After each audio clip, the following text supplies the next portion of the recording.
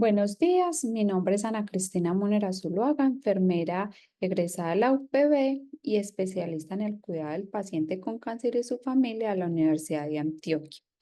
Actualmente soy enfermera oncóloga del Instituto de Cancerología de la Clínica Las Américas.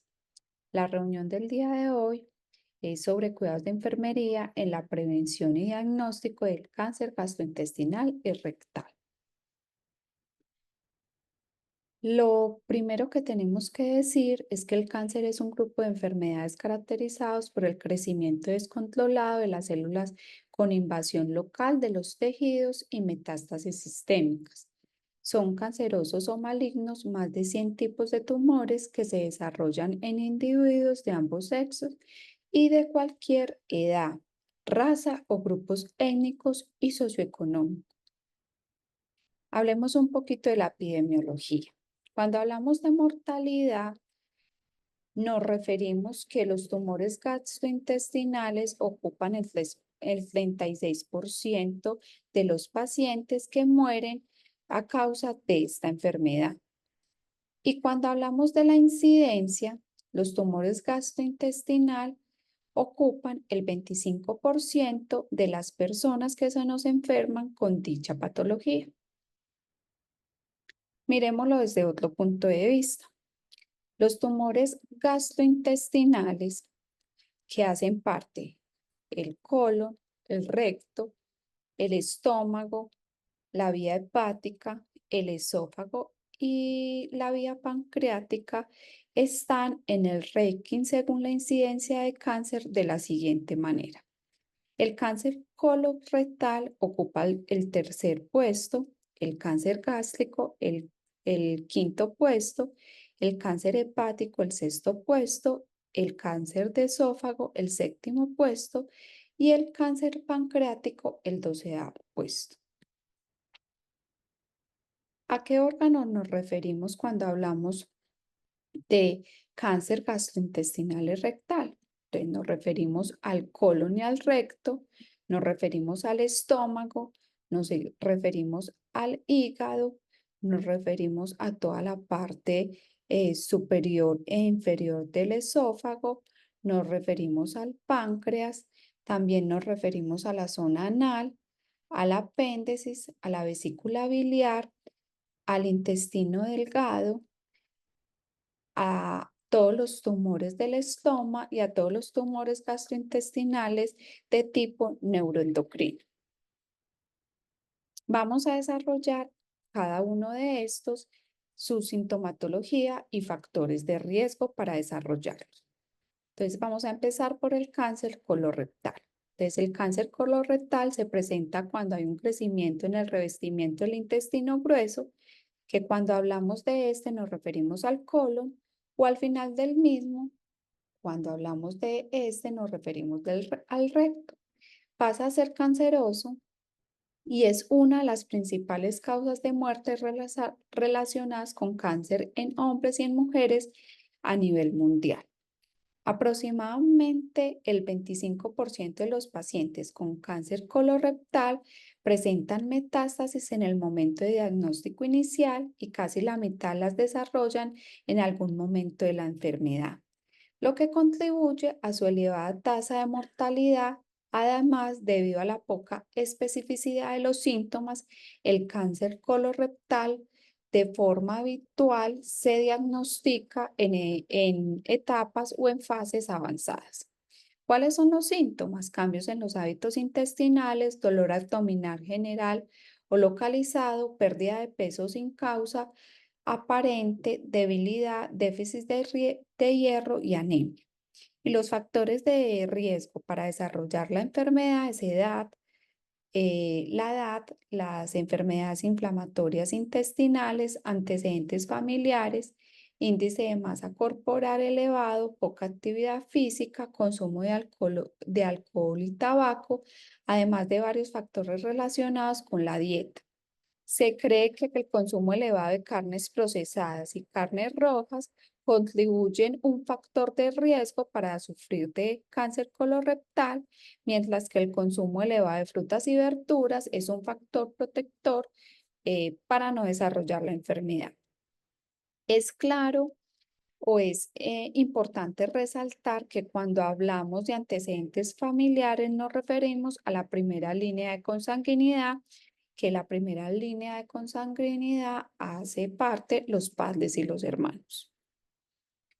Cáncer gástrico, la prevalencia de este cáncer varía considerablemente en todo el mundo. Las tasas más elevadas se encuentran en Asia Oriental, Europa del Este y América del Sur, y las más bajas en América del Norte y Europa Occidental. A pesar de que de forma general está disminuyendo en las poblaciones jóvenes occidentales, la incidencia va en aumento. Es una de las mayores causas de muerte relacionadas con el cáncer en el mundo. ¿Cuáles son sus síntomas? Pérdida de peso, disfagia, dispepsia, vómito, saciedad temprana, anemia por déficit de hierro. Y los factores de riesgo para desarrollar la enfermedad es el sexo masculino, si lo comparamos con el sexo femenino, es un factor de riesgo, incidencia por el Helicobacter pylori, consumo de tabaco, gastritis atófica, obesidad, reflujo, gastrectomías parciales y enfermedad de Menetrier. Cáncer de hígado es el tercer cáncer gastrointestinal más frecuente y es la cuarta causa más común de muerte relacionada con el cáncer en todo el mundo. Existen dos subtipos principales, el cáncer hepatocelular y el cáncer de vía biliar intrahepática. El cáncer hepatocelular es el más común de los dos, con una tasa que va en aumento en los últimos 20 años y que se prevé que siga aumentando hasta el 2030. ¿Cuáles son los síntomas? Dolor, fatiga, pérdida de peso, síndromes obstructivos como ascitis o ictericia. Y los factores de riesgo para desarrollar la enfermedad es enfermedad hepática crónica, cirrosis hepática, infecciones por hepatitis. Muchos de estos factores de riesgo son evitables de tal forma que su prevención podría ser la manera más eficiente y eficaz para disminuir la incidencia de este tipo de cáncer. El cáncer de esófago, existen dos subtipos principales de cáncer de esófago, el carcinoma de células escamosas y el adenocarcinoma. Cuando hablamos del carcinoma de células escamosas, nos referimos o representa a mayor frecuencia en las partes superiores y centrales del trato gastrointestinal, mientras que el adenocarcinoma generalmente tiene un lugar en la parte inferior del esófago, cerca de la unión con el estómago. Los síntomas son dificultad o dolor al tragar, pérdida de peso progresiva, náuseas, vómitos, pérdida de apetito, dolor en el pecho y ronquera. Los factores de riesgo en el caso del carcinoma de células escamosas, consumo de tabaco y alcohol, y en el caso del adenocarcinoma, reflujo gastroesofágico crónico y obesidad. Cáncer de ano, el cáncer de ano representa únicamente el 1,5% de los tumores gastrointestinales, pero ha habido un aumento en su incidencia global en las últimas décadas. El carcinoma de células escamosas del ano se asocia a las infecciones por virus del papiloma humano o PBH, que representa el agente causante en el 80 y 85% de los casos. Representa un 75% de todos los cánceres anales y sus características son muy similares a un grupo de afectaciones benignas, por lo que puede haber un diagnóstico erróneo o un diagnóstico avanzado. Las metástasis extrahepáticas están asociadas a un peor pronóstico de la enfermedad y una tasa de supervivencia de 2 años menor del 10%. Los síntomas son masas perianales, úlceras que no cicatrizan, dolor, sangrado, prurito, secreción, incontinencia fecal y fisuras. Los factores de riesgo son infecciones por PVH, relaciones sexuales anales, infecciones por el virus de la inmunodeficiencia humana, uso de inmunosupresores, antecedentes de algún tipo de cáncer relacionados con PVH, trastornos autoinmunes, privación social y tabaquismo. Tumores neuroendocrinos del sistema gastrointestinal representan una porción muy pequeña de los tumores malignos de nuevos diagnósticos, aproximadamente el 0,5%, pero del 62 al 67% de ellos se presentan en el tracto gastrointestinal. Estos tumores pueden surgir de las células pancreáticas o neuroendocrinas distribuidas a lo largo de la mucosa o la submucosa del tracto gastrointestinal. Incluyen un grupo heterogéneo de tumores que pueden presentarse con varios síntomas clínicos. Los factores de riesgo no están bien caracterizados, pero se sabe que el síndrome de neoplasia endocrina, endocrini- endocrina múltiple tipo 1 está implicado y se ha observado asociaciones genéticas y hereditarias. Las neoplasias neuroendocrinas se dividen en general en dos grupos basados en el comportamiento clínico, la histología y la tasa de proliferación. Estas son tumores neuroendocrinos bien diferenciados y carcinomas neuroendocrinos mal diferenciados. Tumores del estómago. Los tumores del estómago representan aproximadamente el 1% de todos los tumores del tracto gastrointestinal, pero son los tumores mesenquimales más frecuentes del tracto gastrointestinal. Se cree que aparecen de las células intersticiales de Cajal, un grupo de células que funciona como un marcapaso entre el sistema nervioso autónomo gastrointestinal y las células del músculo liso y regulan la motilidad gastrointestinal y las funciones nerviosas autónomas. Los tumores del estómago pueden ser malignos o benignos y pueden presentarse en cualquier lugar del tracto gastrointestinal o cerca de este. Aparece con mayor frecuencia en el estómago en un 60% o en el intestino delgado en un 30%. Por lo general se diagnostican en adultos entre los 40 y los 70 años de edad. Algunas personas con tumores del estómago pueden sentir dolor o hinchazón de abdomen, náuseas, vómito, pérdida de peso, también puede darse con anemia, heces negras, vómito con sangre. Todos los tumores del estómago gastrointestinal causan sangrado. Los antecedentes familiares de tumores del estómago generalmente se asocian a una enfermedad más sintomática y a múltiples tumores.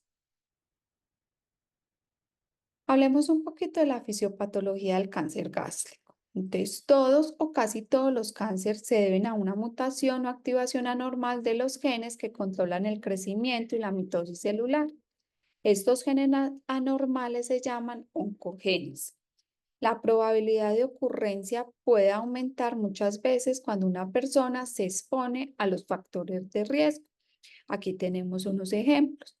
A los químicos, al uso activo o pasivo del tabaco, los factores biológicos a virus como por ejemplo virus de la hepatitis B y a todas las que son las radiaciones gamma o los rayos X. La fisiopatología del cáncer de colon, entonces vemos el colon normal, la mucosa del colon normal, mucosa en riesgo, adenomas y carcinomas.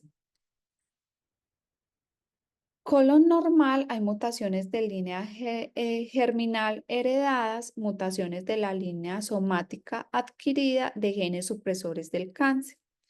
Mucosa en riesgo, hay anomalías de la metilación, activación de los alelos normales.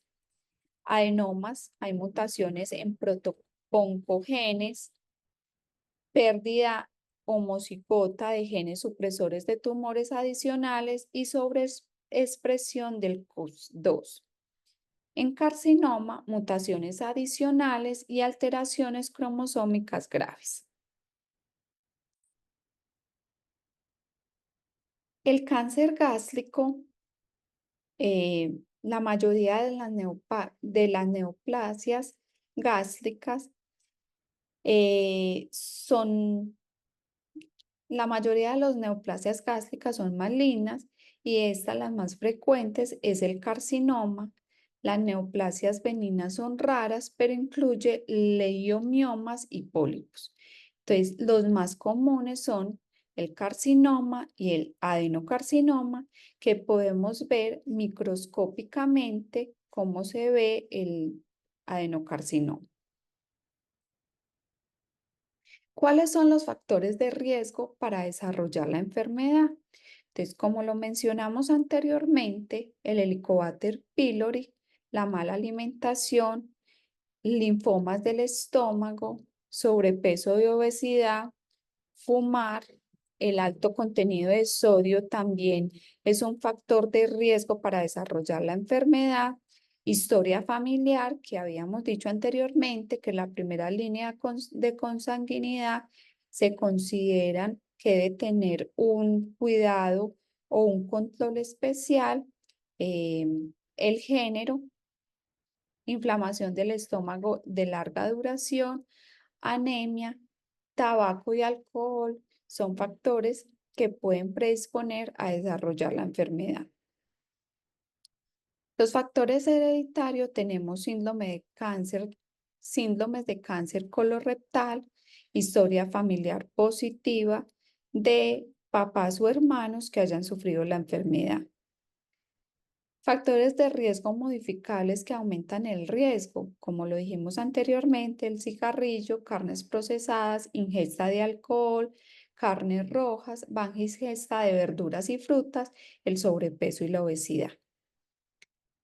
Factores de riesgo modificable que disminuyen el riesgo de sufrir la enfermedad, la actividad física, cereales integrales, fibra dietética, productos lácteos, ingesta de pescado, los frutos secos, vitaminas C, T y suplementos de calcio. Y otros factores, uso de aspirina o AINES por consumos largos, terapias hormonales, uso de estatinas, la etnia, el género masculino, la diabetes tipo 2 y enfermedades inflamatorias intestinales también predisponen un factor de riesgo para sufrir la enfermedad. ¿Cuáles son las manifestaciones clínicas? Entonces, falta de apetito, vómitos con o sin sangre, náuseas, dolor abdominal, sensación de llenura abdominal después de comer, acidez o indigestión y pérdida de peso.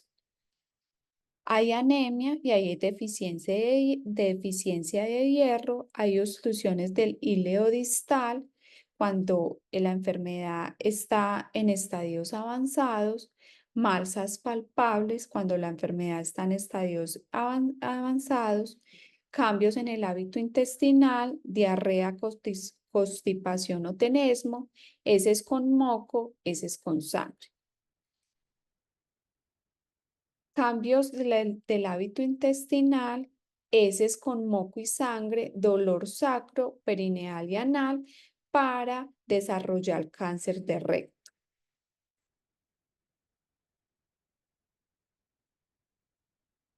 El diagnóstico del cáncer gástrico, entonces está la endoscopia superior, que esta revisa internamente el estómago mediante la introducción de un tubo por la garganta y puedes hacerle biopsia a los tejidos que están allí para poder microscópicamente detectar o diagnosticar enfermedades gastrointestinales.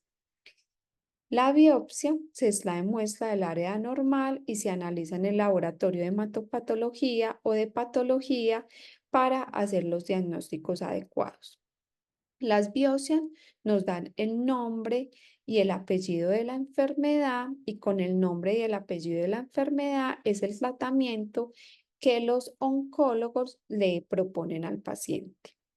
Fuera de esto, debemos hacer unos estudios también de extensión que complementan Los estudios con endoscopia y colonoscopias, como son radiografía, ecografía, tomografía y resonancia, en el caso que sean indicados. Diagnóstico del cáncer colon, entonces se hace por dos medios, con la prueba de sangre oculta en heces y con la colonoscopia. En la colonoscopia también se puede sacar una biopsia y analizar al laboratorio de patología para así dar diagnósticos certeros.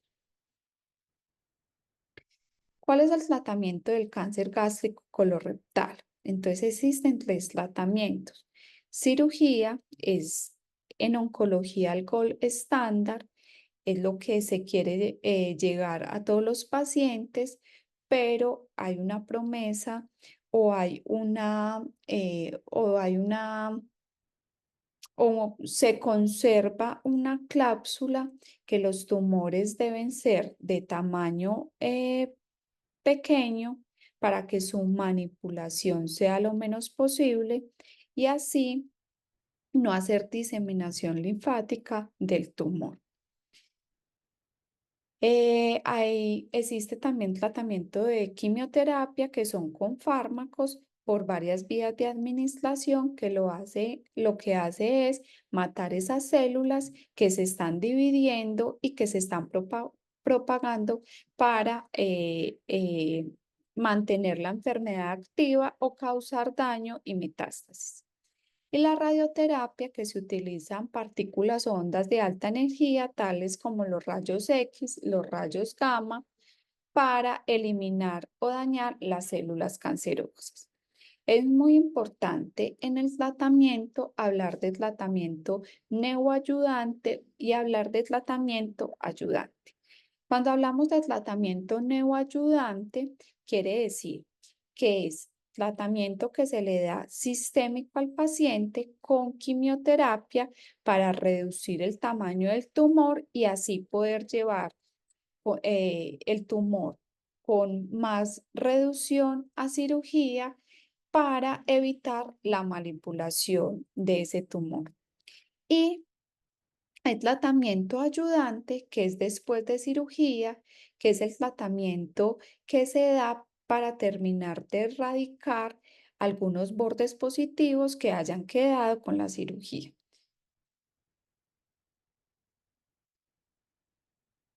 El cáncer gastrointestinal de colon y de recto, eh, existen unas medidas de prevención, de promoción, de tamizaje y diagnóstico que es muy importante tenerlas en cuenta porque así se reduce la incidencia y la mortalidad de la enfermedad.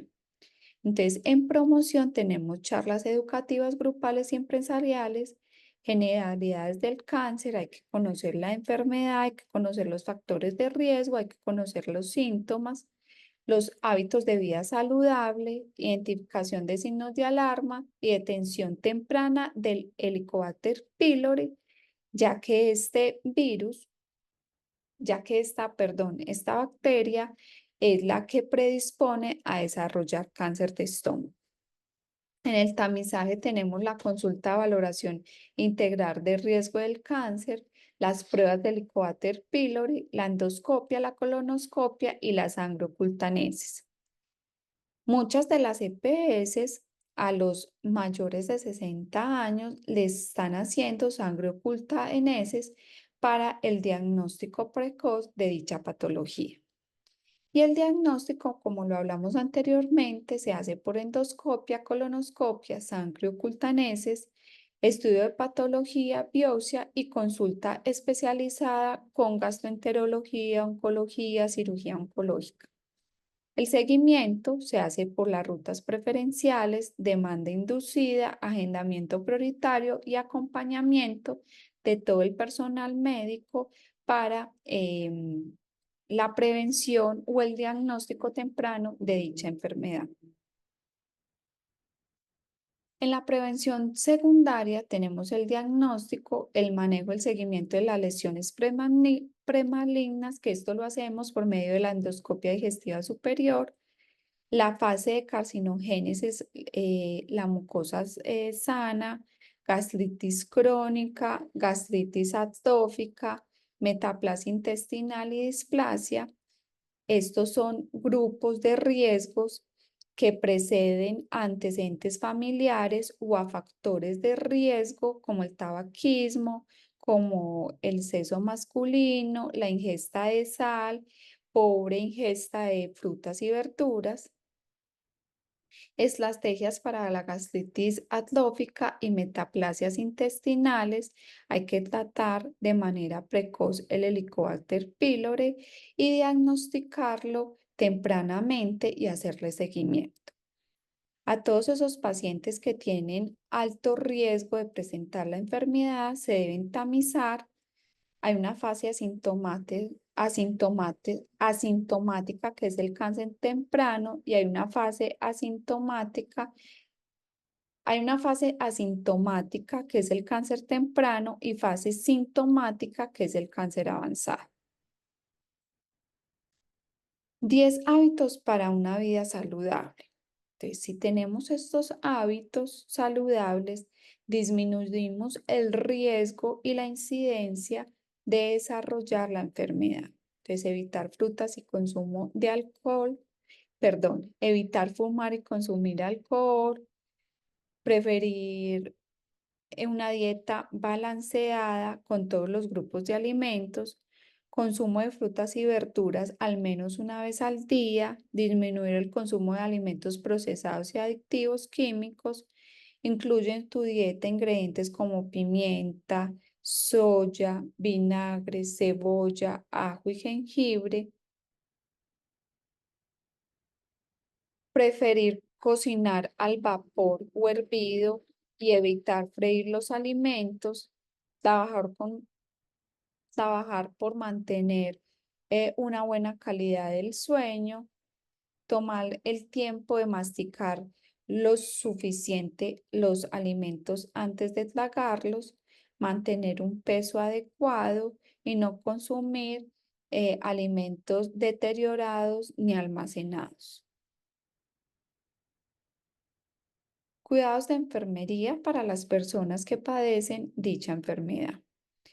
Entonces, los cuidados de enfermería van encaminados a que el paciente conozca qué enfermedad tiene, qué tratamiento se le va a hacer y cómo van a ser los cuidados. Entonces, antes de iniciar los pacientes los tratamientos, debe haber una consulta con enfermería, donde enfermería hace una valoración, una anamnesis, identifica las necesidades del paciente, explica todo lo que el médico ya ha explicado, pero con palabras más sencillas, y que el paciente logre entender adecuadamente. Entonces, ¿qué es la enfermedad? ¿Qué tipo de enfermedad tiene? ¿Qué tipo de tratamientos se le van a hacer? ¿Qué medicamentos tiene su tratamiento? ¿Y cuál es el tiempo del tratamiento y cuántos ciclos va a tener de tratamiento? En los medicamentos es muy importante darle al paciente todos los efectos adversos que pueda presentar y todas las interacciones medicamentosas que se puedan presentar con otros medicamentos que puede estar tomando o con medidas alternativas que adoptan los pacientes. Y en el tiempo de aplicación es muy importante que el paciente conozca qué tanto tiempo se quedan en las salas ambulatorias recibiendo su tratamiento. ¿Cuáles son los retos de enfermería? Evitar complicaciones, educar muy bien el paciente para la alimentación, educar muy bien el paciente para los cuidados con la piel, cuidados con la cavidad oral para evitar mucositis, caída del cabello en el tipo de quimioterapias o citotóxicos que generen alopecia tóxica, las redes de apoyo familiares, porque cuando hay buena red de apoyo, hay adherencia a los tratamientos y programa de seguimiento. Cuidados de enfermería en el diagnóstico, entonces acompañamiento al paciente y su familia, educación, resolución de dudas, explicación de los tratamientos, verificar la remisión y evaluación a grupos interdisciplinarios como psicología, nutrición, terapia física, terapia respiratoria, trabajo social, identificación de necesidades, fortalezas que puedan apoyar el proceso, todos los factores contributivos para el duelo y la aceptación de diagnóstico y tratamiento, que eso se hace también por medio del grupo interdisciplinario. Imagen corporal, tanto para las mujeres como para los hombres, ropa a usar cuando los pacientes tienen ileostomías, colostomías, fisuras anales, comunicación efectiva y confianza en el equipo de salud, turbantes, pelucas para las quimioterapias que generen alopecia tóxica y terapias alternativas. Educar muy bien al paciente con todas las terapias alternativas para que durante el tratamiento oncológico se supriman o se eviten para evitar interacciones.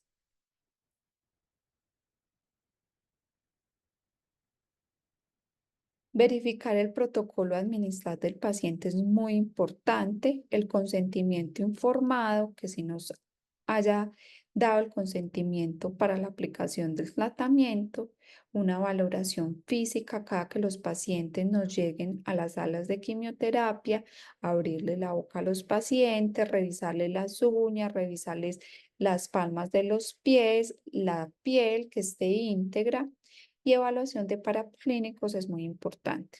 Todos los pacientes cuando llegan a las salas de quimioterapia deben llevar función hepática, función renal y hemograma completo para mirar las células y poder dar el visto bueno a que ese paciente está en óptimas condiciones para recibir su tratamiento.